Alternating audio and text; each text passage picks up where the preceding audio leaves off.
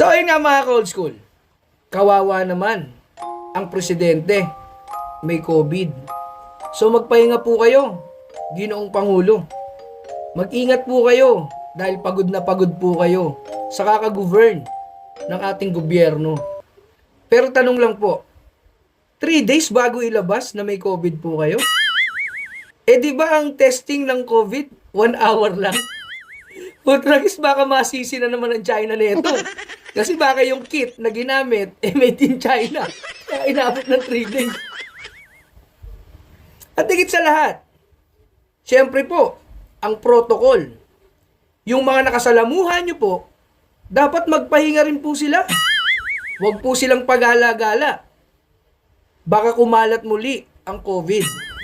Doon po sa mga gabinete, sa mga nakapalibot na laging nakabuntot sa Pangulo, mag-self-quarantine din po kayo.